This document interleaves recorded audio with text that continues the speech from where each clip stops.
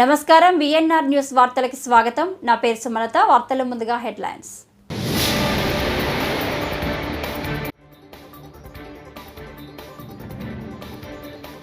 విద్యార్థుల ఆత్మహత్యల నివారణకు చర్యలు తీసుకుంటున్నాం. నారా లోకేష్.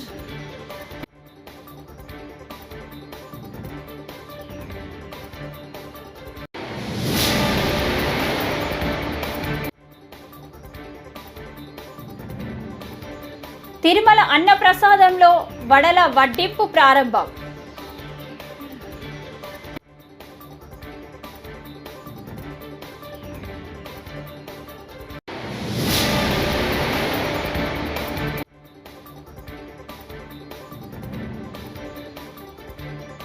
నాపై సీఎం రేవంత్ విమర్శలకు ప్రజలే జవాబు ఇచ్చారు.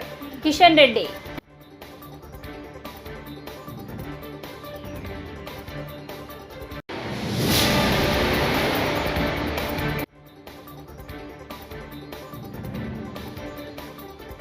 ఈ పుస్తకం రాయడానికి చాలా విషయాలు తెలుసుకోవాల్సి వచ్చింది.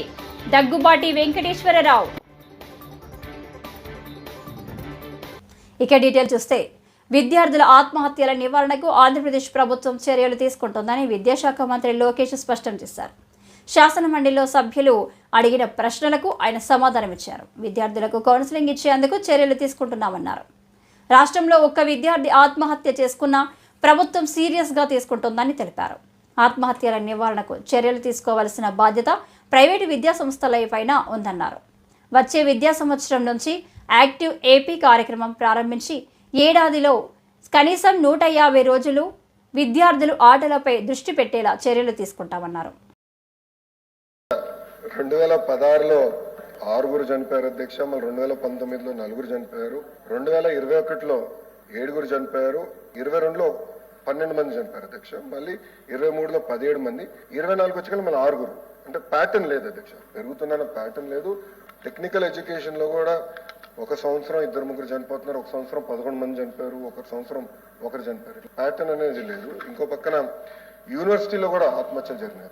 డేటా రిపోర్టింగ్ 2014 నుంచి ఉంది అధ్యక్ష. అప్పటి నుంచి చూస్తే 18 మంది, అంటే గత దశాబ్దంలో 18 మంది ఆత్మహత్య చేసుకోవడం జరిగింది అధ్యక్ష. ఈ స్కూల్ వెల్నెస్ టీమ్స్ ఏర్పాటు చేసి ప్రైవేట్ మరియు ప్రభుత్వ జూనియర్ కళాశాలకి ఓరియంటేషన్ ఇచ్చి ఎర్లీ సిమ్టమ్స్, అంటే ఆత్మహత్య చేసుకోవాలనేది ఒక్క క్షణంలో ఆలోచించి కాదు, ఒక సిమ్టమ్ అనేది ఉంటుంది. విద్యార్థులు ఆ సిమ్టమ్ మనం క్యాప్చర్ చేయాల్సిన అవసరం ఉంది అధ్యక్ష. పిల్లల్ని ఆత్మహత్య చేసుకోకుండా చూసుకోవాల్సిన బాధ్యత ఉంది అధ్యక్ష. కేవలం జూనియర్ కళాశాల నుంచి విశ్వవిద్యాలయాల వరకే కాకుండా ఈవెన్ స్కూల్ ఎడ్యుకేషన్లో కూడా అధ్యక్ష, ఇవన్నీ కూడా ఏంటంటే స్కూల్ ఎడ్యుకేషన్లో కూడా ఈరోజు మేము కొన్ని కౌన్సిలర్స్, సుమారుగా 280 కౌన్సిలర్స్ మేము నియమించాం. వాళ్ళని టీచర్లు కూడా, ఉపాధ్యాయులు కూడా ట్రైనింగ్ ఇస్తారు అధ్యక్ష.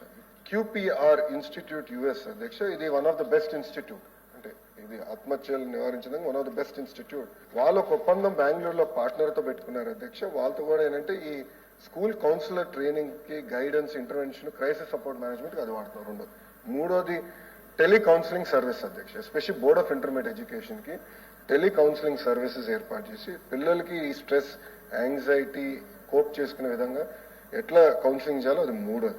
ఈ రోజు అధ్యక్ష NCC, మన రెడ్ క్రాస్, ఇవన్నీ కూడా మళ్ళీ తిరిగి పాఠశాలకు తీసుకురావాల్సిన అవసరం ఉంది అధ్యక్ష. నేను రాజ్నాథ్ సింగ్ గారు కూడా కలిశాను. డైరెక్టరేట్ ఇమ్మని నేను కోరాను అధ్యక్ష ఆంధ్ర రాష్ట్రానికి. ఎందుకంటే ఒక డిసిప్లిన్ వస్తుంది, ఒక మెంటరీ ప్రోగ్రామ్ కూడా మనం ఏర్పాటు చేయొచ్చు అని ఆలోచనతో ఇది కూడా చేస్తాం జరిగింది అధ్యక్ష. తల్లిదండ్రులు కూడా ఏంటంటే మేము మీకు ఇచ్చాం, ఫీజు కట్టాం, మీది బాధ్యత, మీరు అన్నట్టు మీది బాధ్యత, అన్ని సబ్జెక్టులు అద్భుతంగా మార్కులు రావాలి. ఇప్పుడు నేను ఉన్నా అధ్యక్ష.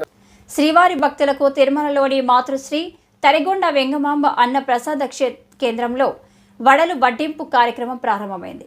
దీన్ని తీతిదే chairman BR Naidu, EO Shyamala Rao, అదనపు ఈవో వెంకయ్య చౌదరి ప్రారంభించారు. ముందుగా వడలను స్వామి అమ్మవార్ల చిత్రపటాల వద్ద ఉంచి చైర్మన్, అధికారులు పూజలు చేశారు. అనంతరం బిఆర్ నాయుడు భక్తులకు స్వయంగా వాటిని వడ్డించారు. వడలు రుచిగా ఉన్నాయంటూ భక్తులు సంతృప్తి వ్యక్తం చేశారు.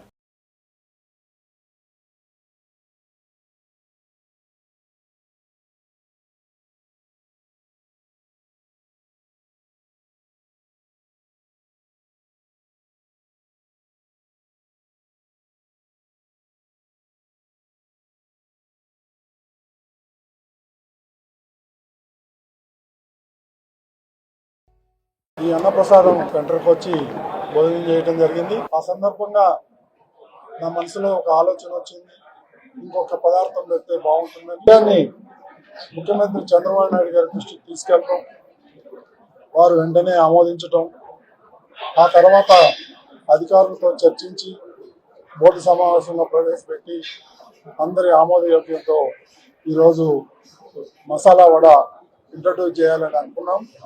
అదేవిధంగా ఈరోజు కార్యరూపం దాల్చింది. దీనికి జనవరి 20వ తారీఖు నాడే ట్రయల్ రన్ చేశారు మన అధికారులు. అది బాగా సక్సెస్ అయింది, చాలా రుచికరంగా ఉందని చెప్పేసి ఫీడ్బ్యాక్ వచ్చింది. దానికి అనుగుణంగానే కొంత సమయం పట్టింది, ఎందుకంటే అన్ని ఏర్పాట్లు చేసుకోవాలి. వంట కావాల్సిన ముడిసరుకులు అయితేనే ఉంది, దానికి కావాల్సిన సిబ్బంది అయితేనే ఉంది, అవన్నీ సమకూర్చుకోవటం. ఈ రోజు నుంచి 35,000 మందికి వడలు సప్లై చేయాలని అనుకుంటున్నారు. ఇక దీన్ని ఇంకా పెంచి అందరికీ అందుబాటులో తెచ్చేదానికి మన అధికారులు కృషి చేస్తున్నారు. ప్రతి ఒక్కరికి ఈ కార్యక్రమంలో భాగస్తులందరికీ కూడా పేరు పేరున ధన్యవాదాలు తెలుపుకుంటున్నాను. ఇది మంచి పరిణామం. భక్తులందరూ చాలా సంతృప్తి వ్యక్తం చేశారు. ఇదే విధంగా కొనసాగుతుందని చెప్పి నేను ఆశిస్తున్నాను. ఓం నమో Venkateswara. You know that lakhs of pilgrims come to visit Sri Lord Venkateswara Swami. They take Annaprasadam. So mainly this Tarigonda Vengamamba Annaprasadam complex, number of people have their breakfast, lunch and dinner. MLC ఎన్నికల ప్రచారంలో CM Revanth Reddy తనపై చేసిన విమర్శలకు ప్రజలే సరైన సమాధానం ఇచ్చారని కేంద్ర మంత్రి కిషన్ రెడ్డి అన్నారు. ముఖ్యమంత్రి విమర్శలకు సంజాయిషి ఇవ్వాల్సిన అవసరం తనకు లేదన్నారు. ప్రజా తీర్పు కాంగ్రెస్ పాలనకు చెంపపెట్టు లాంటిదని కిషన్ రెడ్డి పేర్కొన్నారు. అసెంబ్లీ ఎన్నికలకు ముందు కాంగ్రెస్ పార్టీ ఇచ్చిన హామీలన్నీ వెంటనే అమలు చేయాలని డిమాండ్ చేశారు. ఆయన గాలి మాటలు మాట్లాడుతుంటే నేను మాట్లాడుతూ ఉంటే ఆయనకు అలసిగా కనిపిస్తుంది. కాబట్టి ఆయన మాటలకు వ్యక్తిగతంగా ప్రభుత్వపరమైన అంశాలు కావచ్చు, విధానపరమైనటువంటి అంశాల మీదనే తప్పకుండా మాట్లాడతాను. నా మీద గాలి మాటలు మాట్లాడినప్పుడు నేను జవాబు చెప్పుకోవాల్సినటువంటి, సంజాయిషి చెప్పుకోవాల్సినటువంటి అవసరం నాకు లేదు. ఆ ప్రజలు తీర్పే నా గురించి ఈ ఎన్నికల ప్రచారంలో ఇష్టారాజ్యంగా ముఖ్యమంత్రి గారు మాట్లాడిన తర్వాత తెలంగాణ ప్రజలు ఎన్నికల్లో ఇచ్చినటువంటి తీర్పు ఏదైతున్నదో ఆ తీర్పే కాంగ్రెస్ పార్టీకి, పాలక పార్టీకి చంపచెల్లు అనిపించింది. నా మీద విమర్శకు సరైన జవాబు తెలంగాణ ప్రజలే చెప్పారు. రెఫరెండం అన్న ఈ ఎన్నికలను రెండు కోల్పోయింది కాంగ్రెస్. ఈ మేధావులు ఇచ్చిన తీర్పు ఖచ్చితంగా కాంగ్రెస్ పార్టీ ఇప్పటికైనా తెలంగాణ ప్రజలకు ఇచ్చినటువంటి హామీ, అది రైతులకు మరి ఎకరాకు 15,000 ఇచ్చేటువంటి కార్యక్రమం కానీ, కౌలు రైతులకు కానీ, రైతు కూలీలకు కానీ, నిరుద్యోగ యువతకు నెలకు 4,000 ఇచ్చేటువంటి నిరుద్యోగ వృత్తి కానీ, తెలంగాణ ఆడబిడ్డలందరికీ ఇవ్వాల్సినటువంటి 2,500 రూపాయలు కానీ, దళిత కుటుంబాలకు ఇవ్వాల్సినటువంటి 12 లక్షల రూపాయలు కానీ, ఆడబిడ్డలకు ఇవ్వాల్సినటువంటి స్కూటీ, మోటార్ సైకిల్ కానీ ఏవైతే హామీలు ఇచ్చారో ఇప్పటికైనా హామీలు అమలు చేసే దిశగా ఉండాల్సిందిగా నేను తెలంగాణ ప్రజానీకం తరఫున డిమాండ్ చేస్తా ఉన్నాను.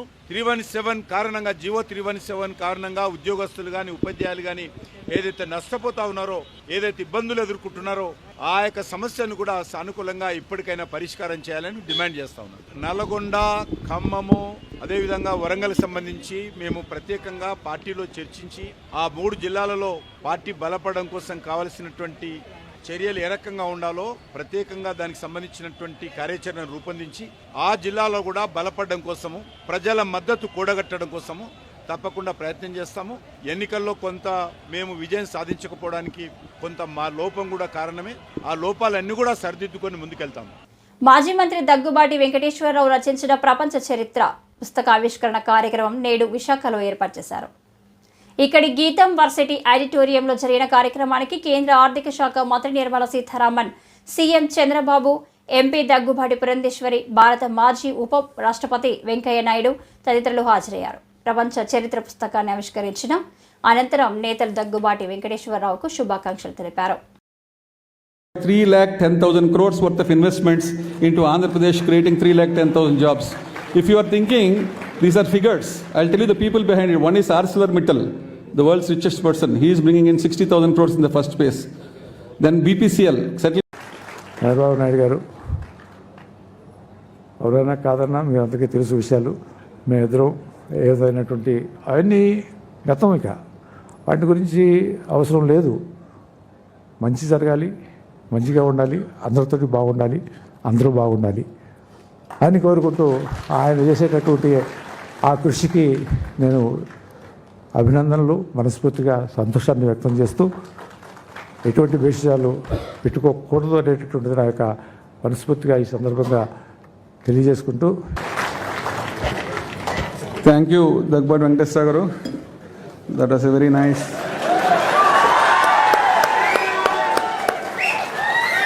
This is what we must learn from these two great gentlemen. We must forget the past, move on with the future. Such wonderful camaraderie between the two people. Please, all of you also do it in your life. Take the people along. అందరికీ మంచిగా జరగాలి, అందరికీ మంచిగా ఉండాలని. That's a wonderful message, sir. అహంకారానికి pant shirt వేస్తే జగన్ లాగే ఉంటుందని మంత్రి నారా లోకేష్ అన్నారు. అసెంబ్లీ మీడియా పాయింట్ వద్ద ఆయన మాట్లాడారు. అధికారంలో ఉన్న కోల్పోయిన జగన్ ప్రజలకు దూరంగానే ఉన్నారని మండిపడ్డారు. పరదాల ప్రభుత్వం పోయాక రాష్ట్రంలో పరదాల అమ్మకాలు తగ్గాయని వ్యాఖ్యానించారు. అహంకారానికి ప్యాంటు షర్ట్ వేస్తే అచ్చు జగన్మోహన్ రెడ్డి గారి లాగా ఉంటుంది. జగన్మోహన్ రెడ్డి గారు బాగా ఫ్రస్ట్రేషన్లో ఉన్నారని నాకు అర్థమైంది. అధికారంలో ఉన్నప్పుడు ప్రజల్ని కలవలేదు, ప్రతిపక్షానికి వచ్చిన తర్వాత హౌస్కి రారు. అంటే ఎప్పుడు దూరంగా బతకాలని కోరుకునే వ్యక్తి జగన్మోహన్ రెడ్డి గారు. 2019 ఎన్నికల్లో సొంత బాబాయిని లేపేసి మేమేదో చేశామన్న నింద మా పైన వేసిన వ్యక్తి జగన్మోహన్ రెడ్డి. పరదాల ప్రభుత్వం ఈరోజు పోయింది. అదేవిధంగా బూతులు తిట్టే శాసనసభ్యులు కూడా పోయారు. ప్రజల కోరిక మేరకు ప్రజలకు ఏదైతే అవసరం ఉందో అది ఈరోజు బడ్జెట్లో మేము పెట్టుకుంటాం జరిగింది. ఎన్నికల ముందల వై నాట్ 175 అని పదే పదే చెప్పిన వ్యక్తి ప్రజలు 11 స్థానాలు ఇచ్చారు. ప్రజలే మీకు ప్రతిపక్ష హోదా ఇవ్వకూడదని నిర్ణయించుకున్నారు. అది ఆయన ఇప్పుడు కూడా తెలుసుకోకుండా కరెక్ట్గా హౌస్ ప్రారంభమయ్యే రోజు మొదటి రోజు వస్తారు, నాకు ప్రతిపక్ష నేత హోదా ఇవ్వాలి అని కోరుకుంటాడు, వెళ్ళిపోతాడు. మళ్ళీ ఎప్పుడు ఆయన కంపడరు. ఇప్పుడు ఆయన ఆలోచించాలి, ఎందుకు 11 స్థానాలు ప్రజలు ఆయనకి ఇచ్చారు. ఆయన ఆలోచించాలి, ఎందుకు సొంత తల్లి చెల్లి కార్యకర్తలు నాయకులు ఆయన నమ్మట్లేదని. గౌరవ ఉప ముఖ్యమంత్రి గారిని కించపరిచే విధంగా ఆయన మాట్లాడారు. మొన్న ఎన్నికల్లో ఆయనకు వచ్చిన మెజారిటీ అంతా గౌరవ ఉప బేడ బుడగజంగాల కులస్తులకు కుల ధృవీకరణ పత్రాలు ఇవ్వాలని ఆ కుల సంఘం నాయకుడు మల్లికార్జున డిమాండ్ చేశారు. గురువారం ధర్మవరం పట్టణం శారదానగర్లో నివాసం ఉంటున్న బుడగజంగాల కాలనీని ఎంఆర్పీఎస్ బీసీ సంఘం నాయకులు సందర్శించారు. వారు మాట్లాడుతూ తెలంగాణలో మందకృష్ణ మాదిగ కృషితో ఏబీసీడీ వర్గీకరణలో 1% తమకు ఇచ్చారని, ఆంధ్రాలో 2% వర్గీకరణ ఇచ్చి న్యాయం చేయాలని కోరారు. ఏంటంటే గత 35 సంవత్సరాల నుంచి మా బేడ బుడగజంగా కమ్యూనిటీ వాళ్ళం సార్. మేము మా విద్యార్థులకి క్యాస్ట్ సర్టిఫికేట్లు ఇవ్వకుండా ప్రభుత్వాలు అడ్డుకుంటున్నారు సార్. అది వైఎస్ఆర్ కావచ్చు, కాంగ్రెస్ ప్రభుత్వం కావచ్చు, టీడీపీ ప్రభుత్వం కావచ్చు, ఏ ప్రభుత్వాలు వచ్చినా కలెక్టర్లకు కానీ, ఎంఆర్ఓలకు కానీ, సీఎం కానీ, డిప్యూటీ సీఎం కానీ వీళ్ళకి ఎన్నిసార్లు వినకపత్రం ఇచ్చినా కూడా మేము ఇచ్చిన వినకపత్రాలు చెత్తపుట్ట పాలవుతున్నాయి సార్. మా సమస్య గౌరవ శ్రీ మందకృష్ణ మాదిగ అన్నగారి దృష్టికి తీసుకుపోయినాము సార్. తెలంగాణలో ఏబిసిడి వర్గీకరణ జరిగింది. అక్కడ మా బేడ బుడగజంగాలకి 1% 15 కులాలు యాడ్ చేసి ఇచ్చినారు సార్. ఇచ్చినందుకు ధన్యవాదాలు.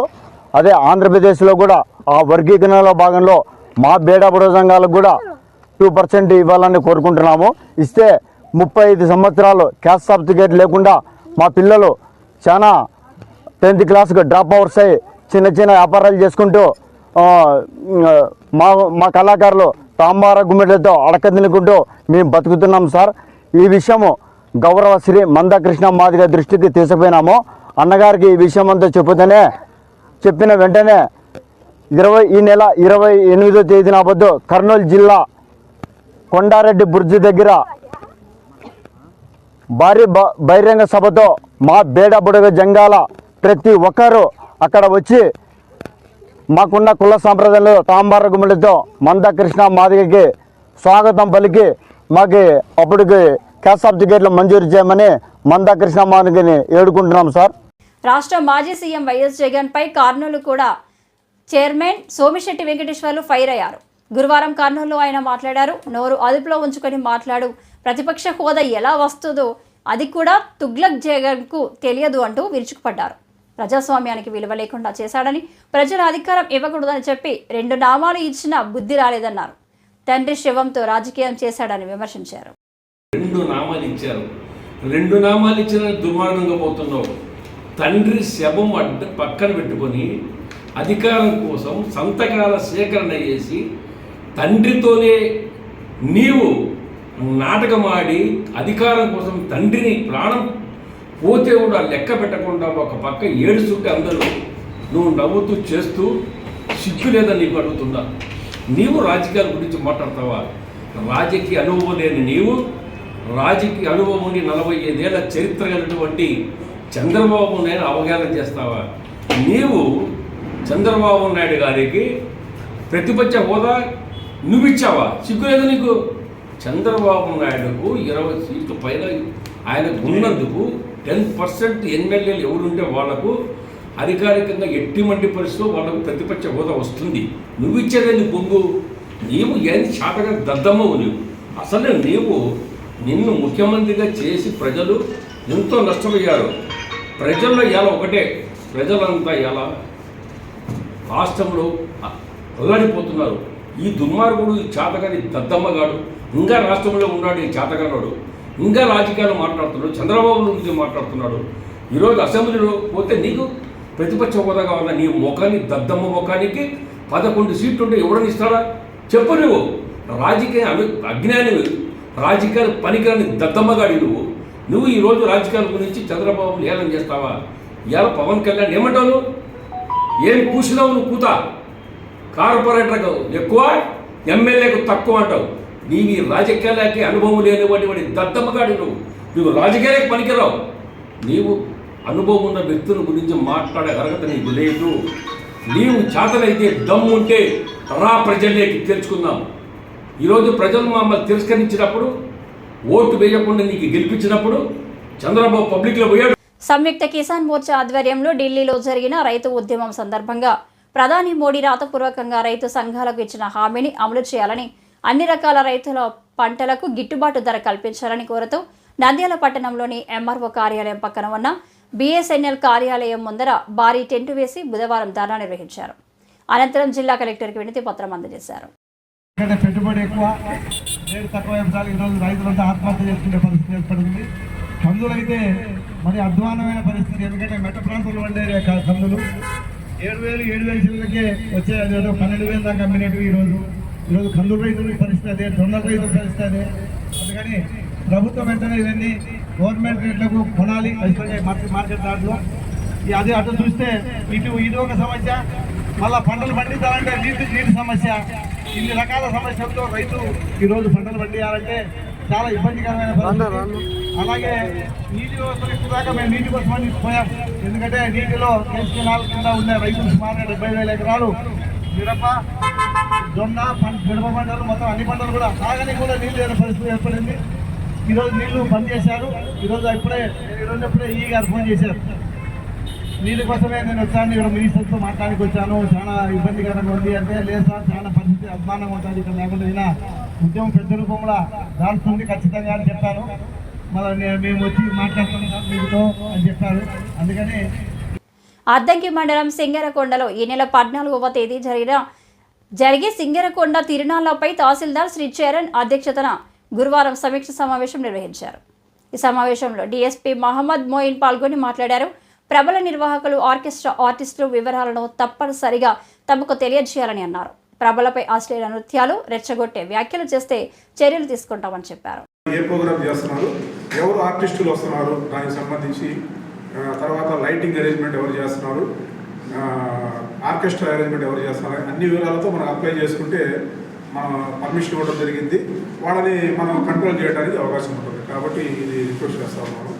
అందరం కలిసి చూడండి, ఇది చాలా ప్రెస్టీజ్. నాకు యాజ్ ఏ డిఎస్పీగా నేను చాలా చాలా ఇంట్రెస్టెడ్గా ఉన్నాను నేను. ఎందుకంటే నేను ఆర్డీఓ గారు కలిసి కార్తీక పౌర్ణమి పెద్ద బంధువులు చీరాల ఏరియాలో చేశాము. తర్వాత చినగంజంలో రెండవది పెద్ద తిరణాల, ఇది మూడవ తిరణాల. అది ఆర్డీఓ గారు కూడా కార్తీక పౌర్ణమి అప్పుడు ఆర్డీఓ గారు ఇచ్చిన సహాయ సహకారాలు మరవలేనివి. అది ఏమి ఏర్పాట్లు జరగలేదు. సార్ కూరుకొని అక్కడ చాలా మంచి ఏర్పాట్లు చేయడం జరిగింది. సక్సెస్ఫుల్గా మేము చేశాము అది. అట్లాగే సార్ కూడా చాలా ఇంట్రెస్ట్గా ఉన్నారు కాబట్టి అందరం కలిసి ఇంట్రెస్ట్గా మన ఈవో గారు కూడా ఎంగంటి యూత్ వచ్చారు కాబట్టి మనం ప్రిస్టేజ్గా తీసుకోవాలి. ఏర్పాట్లలో తగ్గుదల ఉండకూడదు. మనం ముందుండి ఏర్పాట్లు చేస్తేనే మనకు సాటిస్ఫాక్షన్గా ఉంటుంది.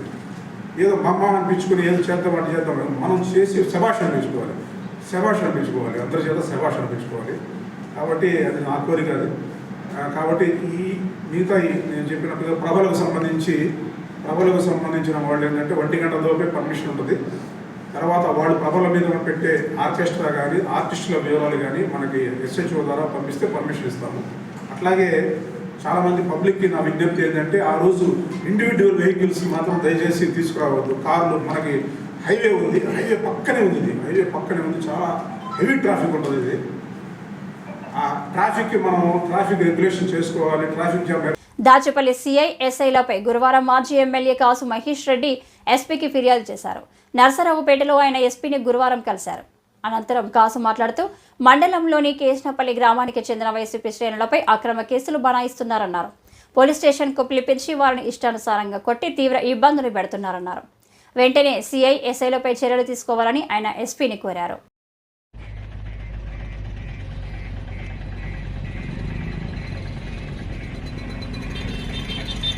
దాచేపల్లి పోలీస్ స్టేషన్ సంబంధించి ఇన్స్పెక్టర్ భాస్కర్ రావు, అక్కడ ఎస్ఐలు సుందర్ రాజన్, పాపారావులు నిన్న అన్యాయంగా వైఎస్ఆర్సీపీ నాయకుల్ని పోలీస్ స్టేషన్కి తీసుకెళ్ళి ఇష్టం వచ్చినట్టు కొట్టి నైటు మళ్ళీ మా నాయకులు అందరూ పోయి రేపు పొద్దున ధర్నా చేయబోతున్నామంటే నైటు 11-12ంటికి వదిలిపెట్టడం జరిగింది. ఈరోజు మీరే చూస్తున్నారు, ఎస్పీ గారిని ఇప్పుడే కలిసి సిఐ మీద ఎస్ఐల మీద కంప్లైంట్ చేశాం. హైకోర్టులో కూడా మరి ఏదైతే కంప్లైంట్ ఉందో హైకోర్టులో కూడా ఫైల్ చేయడం జరిగింది. మధ్యాహ్నము ఇందాకే మా లాయరుతో కూడా మాట్లాడాం, హైకోర్టులో కూడా ఫైల్ చేస్తున్నాం. ఒక చిన్న అసాంఘిక కార్యక్రమాలు తెలుగుదేశం వాళ్ళు చేస్తుంటే కేసానపల్లిలో వచ్చి వీళ్ళ ఇళ్ల మీదకి వచ్చి ఆడవాళ్ళని తిడుతుంటే వీళ్ళు వాళ్ళని మరి తిరిగి పంపిస్తుంటే వాళ్ళు పోయి సిఐకి చెప్పటం, సిఐ తెలుగుదేశం చెప్పు చేతుల్లో ఉన్నాడు కాబట్టి వెంటనే వీళ్ళని పోలీస్ స్టేషన్కి రమ్మంటాం. పోయారు. పోయినోడు సరే ఏమన్నా తప్పు చేస్తే మందలిచ్చచ్చు, లేదు కేసు పెట్టచ్చు. కానీ ఇష్టం వచ్చినట్టు కొట్టి మీరే చూస్తున్నారు, చెయ్యి స్ప్రెయిన్ అయింది.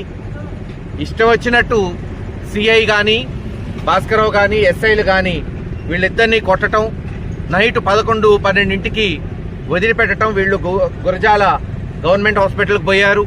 అక్కడ డాక్టర్ పార్దు వీళ్ళకి ట్రీట్ చేశాడు.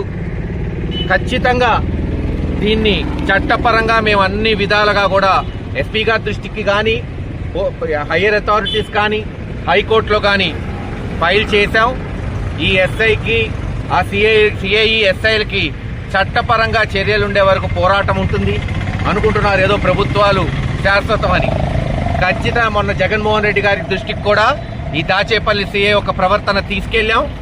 ఆయన ఒకటే చెప్పాడు, మహేష్ ప్రతి కేసు హైకోర్టులో ఫైల్ చేయండి, ఎవరిని ఇల్లీగల్ గా టార్చర్ చేసి. రాష్ట్ర ప్రభుత్వం స్వర్ణాంధ్రప్రదేశ్ నిర్మాణానికి బాటలు వేసే విధంగా మొదటిసారిగా పూర్తిస్థాయి బడ్జెట్ ప్రవేశపెట్టినందుకు రాజమండ్రి సిటీ ఎమ్మెల్యే ఆదిరెడ్డి శ్రీనివాస్ హర్షం వ్యక్తం చేశారు. పర్యాటక సాంస్కృతిక అభివృద్ధికి బడ్జెట్లో 469 కోట్లు కేటాయించడం పట్ల కూడా సంతోషం వ్యక్తం చేశారు. పర్యాటక అభివృద్ధికి పెట్టుబడి తక్కువ, ఆదాయం ఎక్కువ ఉంటుందన్నారు. ఉద్యోగ అవకాశాలు అధికంగా ఉంటాయని చెప్పారు. అసెంబ్లీలో ఎమ్మెల్యే ఆదిరెడ్డి శ్రీనివాస్ మాట్లాడుతూ రానున్న గోదావరి పుష్కరాలు విజయవంతంగా నిర్వహించడానికి సంబంధించిన శాఖలను సమన్వయం చేసేందుకు నోడల్ అధికారులను నియమించాలని ప్రభుత్వానికి విజ్ఞప్తి చేశారు. R&B ఇరిగేషన్, పర్యాటక నగరపాలక సంస్థ, విద్యుత్ శాఖ తదితర శాఖల సమన్వయం చాలా అవసరమని, దీనికోసం నోడల్ అధికారి ఉండాలని కోరారు. పుష్కరాలకు ఇప్పటి నుంచే శాశ్వత ప్రతిపాదికన పనులు చేపట్టాలని సూచించారు. దీనికోసం 1500 కోట్లు అవసరమని తాము ప్రతిపాదనలు కూడా ప్రభుత్వానికి ఇచ్చామని తెలిపారు.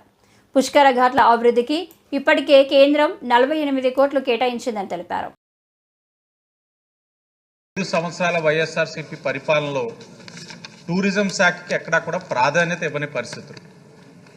ఎక్కడైనా ప్రాధాన్యత ఇచ్చారు అని అంటే వారి యొక్క వ్యక్తిగత అవసరాలు రీత్యా ఇచ్చారు, కానీ రాష్ట్ర అభివృద్ధికి కానీ లేకపోతే రాష్ట్ర ఒక రాబడి కోసంకి సుమారు 50 కోట్లు, అలాగే పుష్కర్ ఘాట్ ఏదైతే ఉన్నాయో ఈ ఘాట్స్ అభివృద్ధి కోసం ఇంకొక 48 crores కూడా కేంద్ర ప్రభుత్వం అలొకేట్ చేయడం, టెండర్ స్టేజ్ కూడా రావడంలో మనం చాలా బాగా చేస్తున్నాం. మరి అదే రీతిలో ఇప్పటి ధరలు ఖర్చులతో పాటు శాశ్వత ప్రాతిపదిన ఇప్పటి నుంచే, అంటే ఇది టూరిజంగా మాట్లాడుతున్నప్పుడు ఈ పుష్కరాలు చాలా డిఫరెంట్ సబ్జెక్ట్ అధ్యక్ష. ఎందుకంటే ఒక పక్కన ఆర్ఎండ్బి శాఖ, రోడ్స్, బిల్డింగ్స్ ఇవన్నీ కలుస్తూ ఉన్నాయి, పరిస్థితులు కనబడతా ఉన్నాయి. మరో పక్కన టూరిజం, మున్సిపల్ అడ్మినిస్ట్రేషన్, అంటే అన్ని శాఖలను కూడా, అంటే మిమ్మల్ని రిక్వెస్ట్ చేస్తా ఉన్నాను అధ్యక్ష, మీ ద్వారా గౌరవ ముఖ్యమంత్రి గారిని కూడా ఇన్ని శాఖల్ని సమన్వయం చేసే సమయంలో ఏదైనా ఒక నోడల్ ఆఫీసర్ కింద వేసి ఏదైనా మనం అంచనా ఒక 1500 కోట్ల దాకా కూడా ఇప్పటికే ప్రతిపాదనలు కూడా పంపించున్నాం. వాటిని అంచెలుగా ఈ ఇయర్, నెక్స్ట్ ఇయర్ కూడా ఇచ్చి పన్నులు త్వరగతిన పూర్తి చేసి మనం సమర్థవంతంగా పుష్కరాలను చేసే విధంగా, అలాగే టూరిజంకి ఇప్పుడు మనం ఏవైతే చెప్తా ఉన్నామో అఖండ గోదావరి ద్వారా హ్యావ్లాక్ని ఒక టూరిజం డెస్టినేషన్ పాయింట్ కింద చేసుకున్నాం. గతంలో కూడా మేము చెప్తా ఉన్నాం, టూరిజంలో ఏదైతే టెంపుల్ టూరిజం కూడా ప్రాధాన్యత ఇమ్మన్నాం. టెంపుల్ టూరిజంలోని ఇప్పటికే మన కూటమి ప్రభుత్వం వచ్చిన తర్వాత టెంపుల్ సర్క్యూట్ ఒకటి క్రియేట్ చేసి స్టార్ట్ చేస్తున్నాం రాజమహేంద్రవరంలో. కానీ అది సరిపోదు అధ్యక్ష, మనకి ఆపర్చునిటీస్ ఉన్నాయి. ఆ ఆపర్చునిటీస్ని మనం బెటర్గా యూటిలైజ్ చేయాలంటే తప్పకుండా రాష్ట్ర ప్రభుత్వం నిధులు ఇవ్వాల్సిన అవసరం ఉంది. మనం ఏదైతే చిన్న తిరుపతి కానీ, అన్నవరం కానీ, పిఠాపురం, వాడపల్లి, అయినవెల్లి ఇవన్నిటిని కూడా కనెక్ట్ చేస్తూ ఒక టూరిజం సర్క్యూట్ని ప్రాపర్గా గవర్నమెంట్ కూడా ఫండ్ అలొకేట్ చేసినట్లయితే మనం మరింత. ఈ వార్తలు ఎదురుతో సమాప్తం. నమస్కారం.